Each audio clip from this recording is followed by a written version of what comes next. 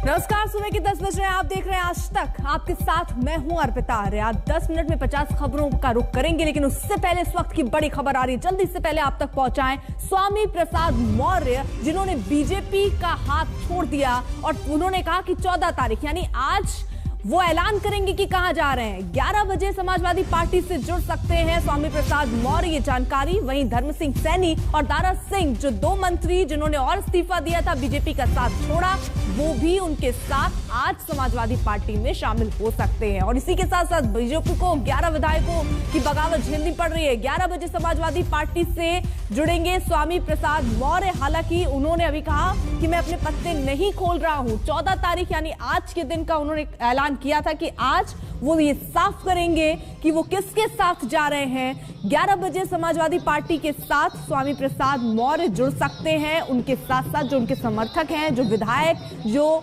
नेता बीजेपी छोड़कर गए हैं, वो भी समाजवादी पार्टी में शामिल हो सकते हैं। वक्त सुबह 11 बजे। और ये तस्वीरें लखनऊ की आपको दिखा रहे हैं। समाजवादी पार्टी के दफ्तर की तस्वीर आप देख रहे हैं, जहां पर उनका जोश तो हाई है, क्योंकि देखिए बीजेपी से 3 नेता छोड़कर समाजवादी पार्टी में जाए, तो ऐसे में समाजवादी पार्टी के जो कार्यकर्ता हैं वो बेहद उत्साहित नजर आ रहे हैं।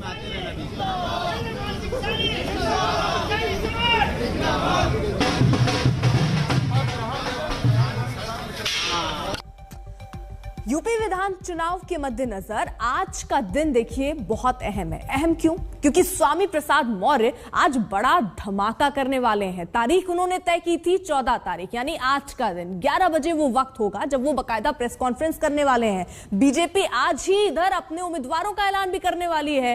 कल केंद्रीय चुनाव समिति की बैठक में उम्मीदवारों के नाम और सहयोगियों के साथ सीट समझौते पर एक लंबा मंथन चला, और इस बीच बीजेपी को बाय बाय करने वाले विधायकों की लिस्ट भी बढ़ती जा रही है।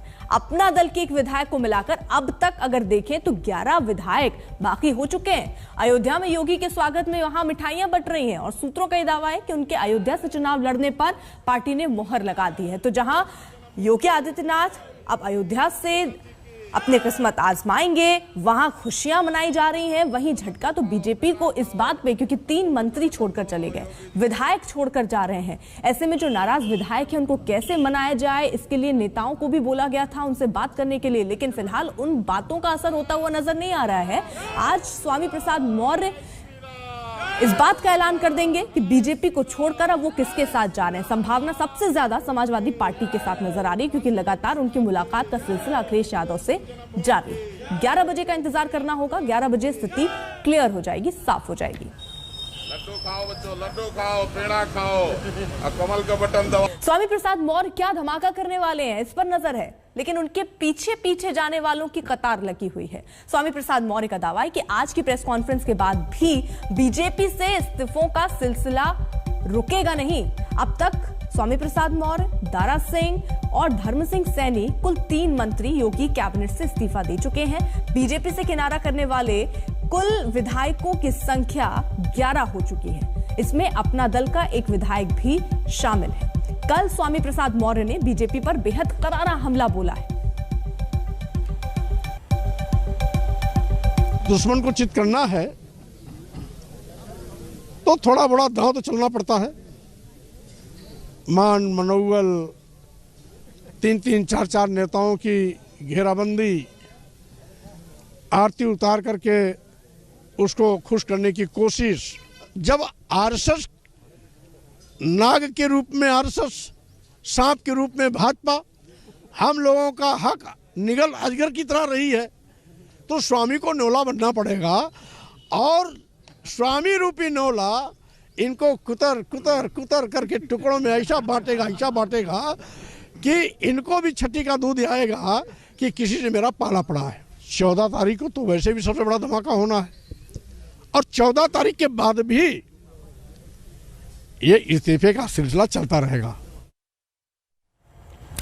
अब देखिए, बीजेपी में मची इस भगदड़ पर अखिलेश के सहयोगी ओम प्रकाश राजभर ने भी चुटकी ली। क्या कहा, सुनिए। 2 महीना पहले बता दिया था कि 1.5 दर्जन मंत्री फाइनल हो गए हैं। क्योंकि ये हम लोग आपको अक्टूबर में ही हम अपने साथ ले जाने वाले थे, लेकिन भारतीय जनता पार्टी अगर उस समय हम ले जाते तो ईडी और सीबीआई का इस्तेमाल करके फर्जी मुकदमे लाद करके इनको जेल भेज देती, तो दिक्कत होती। तो हमने कहा कि सब लोग रुके रहो, आचार संहिता लग जाने दो, उसके बाद तो फिर होगा ना, इनका मुकदमा लगेगा और चुनाव मैदान में हम लोग होंगे। और अब वहां बचा कौन है? वोट दिलाने की हैसियत में भाजपा के पास कौन नेता है, आप बता दीजिए। सिंगल कोई है बचा? जो बचा है आपको 18 से 20 तारीख के बीच में वो आपके पास खड़ा होगा। वो अखिलेश के यहाँ फोटो खिंचवा चुका है और सिर्फ इस्तीफा राजभवन भेजना है। दरअसल समाजवादी पार्टी का अपना कुछ नहीं है, वो दूसरे की व्यवस्था से सामान लेकर के अपनी दुकान चलाने का प्रयास कर रहे हैं और सत्ता का सपना देख रहे हैं जो कभी पूरा नहीं होगा।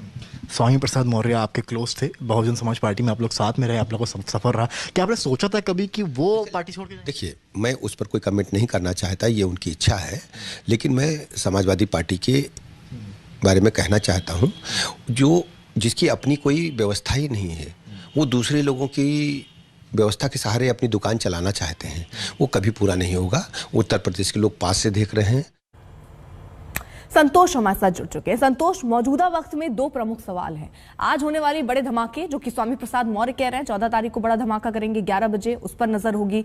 लगभग ये तय माने कि समाजवादी पार्टी के साथ ही जा रहे हैं। और दूसरा बड़ा सवाल तब से खड़ा है कि स्वामी प्रसाद मौर्य जा तो रहे हैं, अपने साथ कितनों को और ले जाएंगे भाई?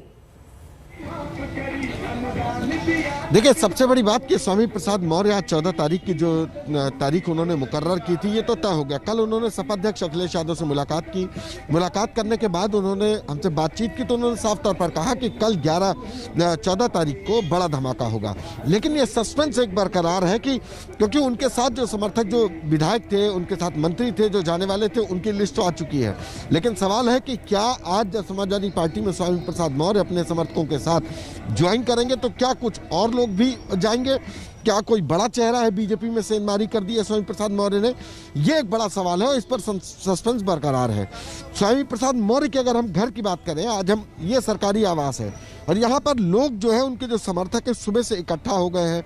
लोग जो बीजेपी छोड़कर जाने वाले विधायक है, चाहे वो ब्रजेश राजपूत हो, मुकेश वर्मा हो, सभी विधायक धीरे धीरे करके आने लगे हैं। उत्तर प्रदेश के हर कोने से लोग आ रहे हैं और आज जो स्वामी प्रसाद मौर्य बीते 4 दिनों से लगातार बीजेपी को कोस रहे थे कि सुपड़ा साफ हो जाएगा, सांप, नेवला, अजगर की उपमाएं दे करके वो बीजेपी को घेरने की कोशिश कर रहे थे। आज तय होगा कि आखिर जो स्वामी प्रसाद मौर्य 3 दिनों से दावा कर रहे थे कि एक बड़ा धमाका होगा, वो क्या होगा? क्या बीजेपी का कोई और कद्दावर मंत्री उनके साथ जाने वाला है?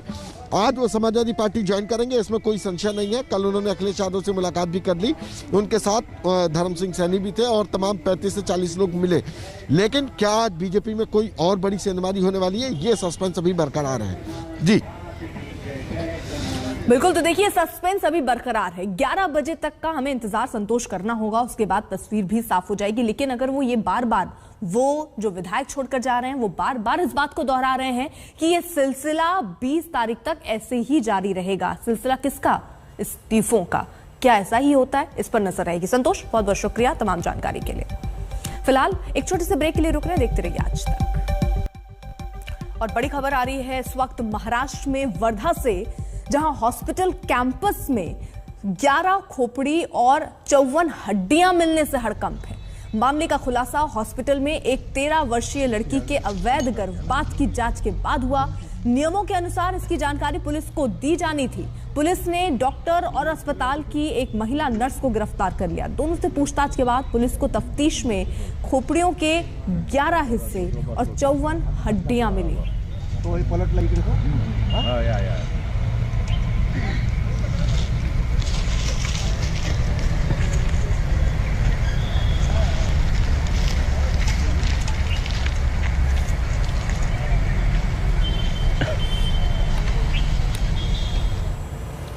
उधर पश्चिम बंगाल के जलपाईगुड़ी इलाके में मैनगुड़ी में कल हुए ट्रेन हादसे की अब बात करते हैं। बीकानेर एक्सप्रेस के 12 डिब्बों के पटरी से उतरने से अब तक 9 लोगों की मौत हो चुकी है, 36 लोग जख्मी हैं। हालांकि वहां पर अभी भी इलाज चल रहा है। अस्पतालों में जो लोग भर्ती हैं, कई लोग गंभीर रूप से घायल बताए जा रहे हैं। अब लेकिन सवाल ये कि आखिरकार ये रेल हादसा हुआ कैसे, जिसमें 9 लोगों ने अभी अपनी जान गंवा दी है, 36 घायल हैं, इनमें कई की हालत नाजुक है। ये तस्वीरें आप देखकर अंदाजा लगा सकते हैं कि किस तरीके का मंजर वहां पर रहा होगा, कितना खतरनाक ये हादसा हुआ।